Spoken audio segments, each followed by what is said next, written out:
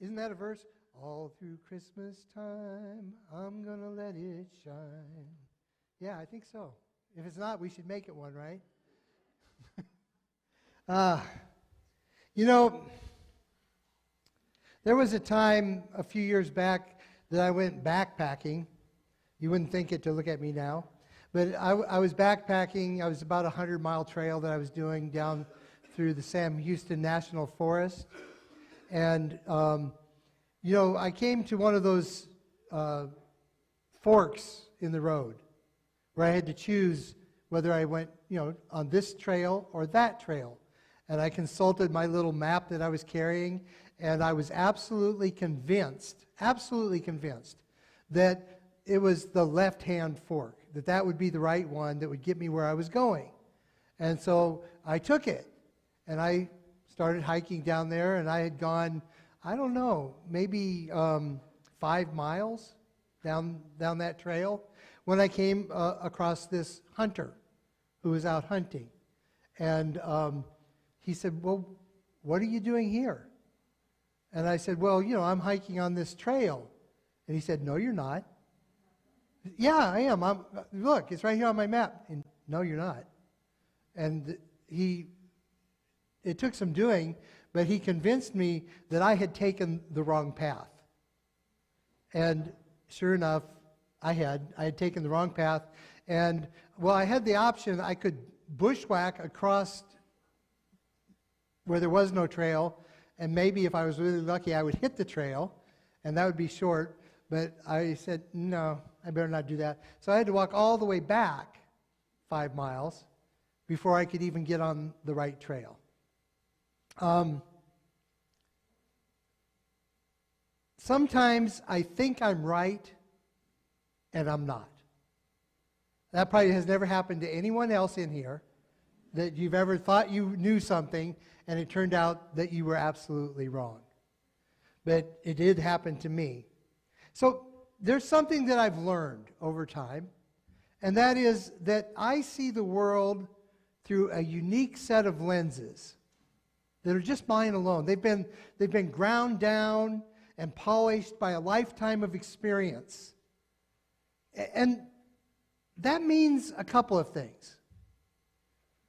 Number one, the way that I see the world is exclusively mine. No one else sees the world exactly like I see it.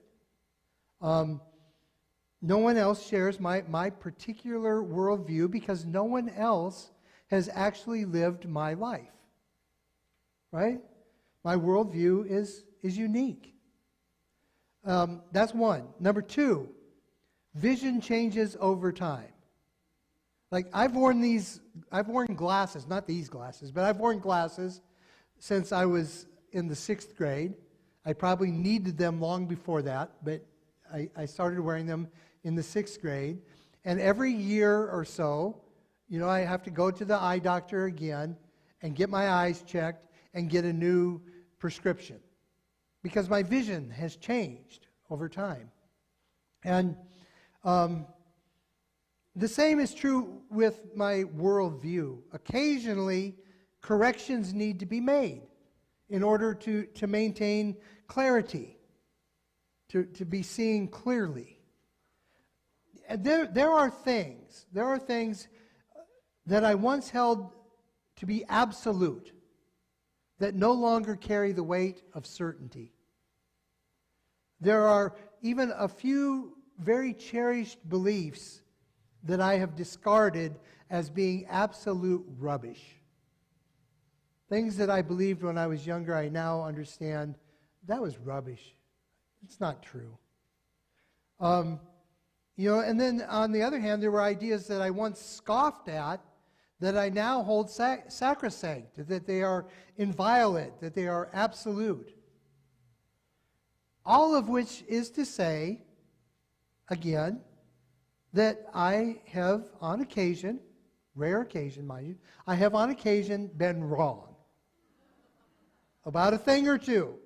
There have been times when I thought I was walking in the light until someone flipped the switch. And I realized I wasn't walking in the light at all. I had just grown accustomed to darkness. My eyes had adjusted to darkness. I think the Grinch in our story has grown accustomed to darkness. He thinks he understands Christmas. He really does. He has been subjected to the Who's celebrations for 52 years. He's had to put up with that noise and that racket and all that joyful singing. And so he thinks he knows a thing or two about Christmas. And where we find ourselves in the story today, the story we just heard Anna so beautifully read, we're right at the center of the story, and we find the Grinch slipping through the night in this broken down sleigh, slithering snake-like down the chimney, and in this vain attempt to rob the citizens of Whoville of their Christmas joy and their Christmas spirit. And even when he is confronted by little Cindy Lou Who, say that 10 times, Cindy Lou Who. Our thief feels no compunction to truth. He boldly and bald-facedly lies. I mean, did you actually hear what he really said? Because when we repeat it, we always do it differently. What he really said is, there is a light on this tree that only lights on one side. That's not possible, friends. A light bulb can't light on one side. But he had no compunction about lying. And he got away with it with the 2-year-old. And he did that because he honestly believes that by stealing Christmas, his problems will be solved. If he just takes away all the trappings of Christmas, his problems will be solved. No longer will he be subjected to those fetid festivities that he loathes so much. But the problem is that the Grinch doesn't really understand his own problem. He thinks that his problem is something outside of himself. He thinks that his unhappiness comes from others and from all the celebration of the Who's. He's wrong about that, though. He is. Being human, we are like the Grinch. We suffer from blind spots. We do. Our vision is limited. And that's not news, is it? That's nothing new. Human beings have blind spots. Myopia, nearsightedness, is and always has been a malady that is common to all human beings. Our sight is limited. Before he was born, before his birth, the religious leaders in Jerusalem, the Pharisees and the Sadducees, they all believed that they knew something about the Messiah. They believed that they knew where the Messiah would be born, what the Messiah would look like, what the Messiah would do, who the Messiah would be. But what they got was not what they expected. It was not what they expected at all. They never even dreamed of a Messiah like the one that they received. They never dreamed of Jesus or someone like Jesus. They were short-sighted. There were things they couldn't see, largely because they had power. They were people of power. And they, as people of power, they understood privilege as something to be jealously guarded, to be held on to protect. They just cannot imagine that an all-powerful God, the creator of all things, the Lord Almighty, would somehow submit to the limitations of the flesh. That God would give up power. They cannot conceive of a God who would humbly take on the form of a servant and be born in human likeness. That just doesn't compute. Why would God do that? I'm sure you've heard someone talk about the power of love. Like you've probably talked about the power of love. Is that right? Okay, I'm on the right track. Okay, good.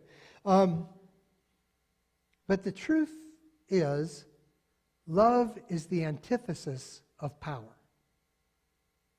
Love is the antithesis of power. Love is the antidote to the poison of privilege. For God so loved the world that He overpowered it. No. For God so loved the world that He gave His only begotten Son, so that whosoever should believe in Him would be saved, would never taste death. You know, if it were proper to say that God had a weakness, if that were something that we could say without lightning, that God had a weakness, that weakness is love. For love's sake, God chose to abandon privilege. God chose to enter fully into the human condition, to become fully 100% human. Or as Matt Rouse puts it in the study, God chose finitude, dependence, and scarcity.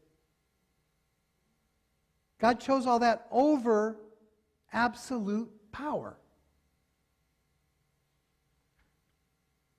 God chose humanity. God chose to become human over perfection. And it doesn't sound like it, but this is good news. This is very good news. The angel is correct in saying, I bring you good news. Wonderful, joyous news. The birth of a child. The birth of Jesus. The good news is that humanity is being redeemed. Humanity is being redeemed. Jesus does not come to make us into something that we are not. Rather, Jesus lived so that we might also live, so that we might live abundantly into the beauty of our own humanity, so that we might become fully, truly, and completely human. Jesus came not to condemn, not to punish, but that we might have life, that we might live into the fullness of life, that we might have abundance. Jesus came so that we might grow into the full potential of our humanity, so that we might become perfect, even as God is perfect. And if you doubt that, if you doubt perfection, if you doubt that we can be made perfect, then why would Jesus say, be you perfect, therefore, even as your Father is perfect? Not only can we be perfect, we are exhorted to be perfect. And if that were not possible, then why would Jesus say it? What would that make of Jesus? That would be cruel. It is cruel to ask of people, to demand of people things they cannot do. Therefore, you can be perfect. God can make you perfect. You will never make yourself perfect, but God can make you perfect. And we should expect that. We should expect that we will be made perfect.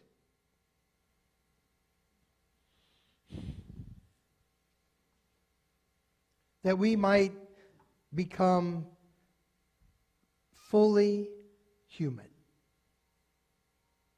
You know, perfection is a thing that we don't often understand well. You might look at a little...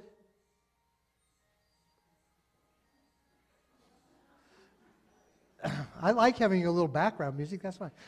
You might look at a little kitten and with its perfect little ears and its perfect little whiskers and no blemishes, and you might look at that little kitten and you might think, oh, that kitten is perfect. But you know what? That kitten's not perfect. When you look at an old tomcat with one torn ear and his eye scratched, blind in one eye, and that broken tail, and, you know, a few scars here and there, that old tomcat is perfect because that cat has become exactly what God intended that cat to be, a tomcat. Or think about an acorn. You know, you pick up an acorn off the ground and you find one that has the cap still on it, and it's all beautiful and it looks perfect, but it's not. That's not perfect.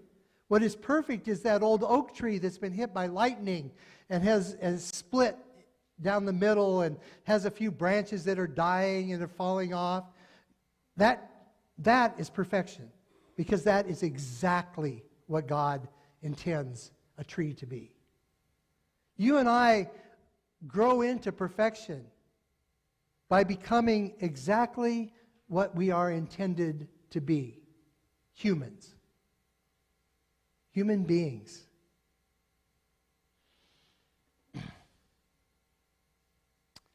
You know, it is indeed true that love came down at Christmas, isn't it? Love came down at Christmas. We all have these wonderful, rich Christmas stories. You know, during the study time that we had between the two services, people were sharing some of their wonderful Christmas stories. We all have our own version. For some of us, it's another version of the Grinch story, one that we lived, or Scrooge. But there's also stories of miraculous transformations, of ordinary people just manifesting extraordinary love. You know, I think of all the ways that all of you make Christmas so special for other people. You know, packing boxes for Operation Christmas Child, or buying gifts for the children that live in the neighborhood around Nuevo Amanecer, our sister church. Or those are children, most of you have never even met them or seen them. Supporting RACAP families, or giving through Heifer International, sending cards and letters, sharing meals with each other. The list is endless. It goes on and on and on. You are a generous people. You know, and one of my very favorite Christmas stories is a story, it was written by a guy named O. Henry. That wasn't his real name. O. Henry, back in 1905. And it was called The Gift of the Magi. Have you ever heard that story? Yeah, most of you have. But for those that haven't, it's a story about this young couple who are newly married. It's their first Christmas together. They're even named Young. That's their last name, Della Young. Della Young, on Christmas Eve, she discovers that she has to her name $1.87. And she has had her eye on this present that she wanted to get for her husband. She wanted to get him this chain, a watch fob, for a platinum watch fob for his pocket watch. So she goes to the hairdresser down the street, Madame Sofroni.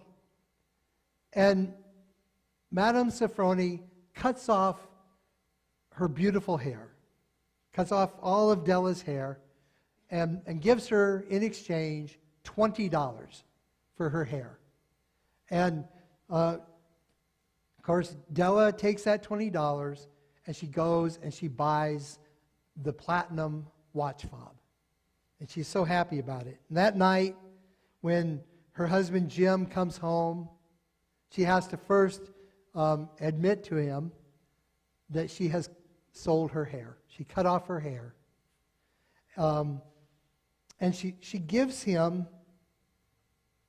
this watch fob. And he's looking at this watch fob, and he's looking at his wife, who now has no hair. And he pulls out his gift to her, which is a set of beautiful combs to decorate, to adorn her long, luxurious hair, which is no longer there. And the irony is that he has sold his watch to purchase the combs. They both have bought each other gifts that cannot be used, but are of infinite value. They cannot be used, but they are of infinite value. You know, this is a beautiful story that speaks to the sacrificial nature of love. Love always puts the needs of others first. That's what love does. My only concern, not just with this story, but my concern with Christmas, is that sometimes we go too far. Sometimes we go too far in our attempt to make Christmas perfect. We can get so wrapped up in the doing of Christmas that it becomes overwhelming. What should be pure joy becomes pure stress. I have to get this done. We have to buy the groceries. We have to buy the presents. We have to get the decorations up. You know, buying presents that we can't afford, decorating, baking, writing cards and letters, cleaning the house, preparing the meals, caroling, the Christmas pageant, extra services, maybe a cantata, visiting in nursing homes, running here, running there. It's just exhausting. It can be exhausting. You know, I remember there was a time very early in my ministry when you know, it was Christmas, and I was excited about Christmas, and I had this vision of what the church would look like when it was all decorated for Christmas. And we set a time to decorate, and Donna and I went to the church, and we were all ready to decorate. We had all the boxes pulled down. I had done that during the day, and we were ready, and nobody came. Nobody. We couldn't believe it. But did that deter us? Not a bit of it. We decorated. Donna and I decorated the church. We put up the Christmas tree. I climbed up the ladder and put the angel on top while she held it. And we put lights, and we put garland and tinsel and ribbons on the pews. We worked and we worked and we worked decorating. Because in my mind, you can't have Christmas without the decorations. What would that be? What would that look like if people were to come into the church on Christmas Day or Christmas Eve, and there were no decorations? I couldn't imagine it. And so we worked literally all night long. We decorated until we were exhausted, and then we decorated some more. I have to tell you right now that will never happen again. So don't get any ideas. If you want the church decorated for Christmas, you better show up here. You had better show up, because that is not going to happen again. Hopefully I've learned a little bit. And what I've learned is that the decorations don't really matter. They're nice. I enjoy them. But that's not the spirit of Christmas. You know, the Christmas pageant, if the kids mess it up, so what? The Christmas pageant isn't Christmas. You know, if the ham burns on Christmas Day, so what? If the mashed potatoes are lumpy, get over it. That is not the spirit of Christmas, right? If the store sold out of all the Cabbage Patch Kids, that's not Christmas. What I have come to understand is without any of that, Christmas is still coming. Amen.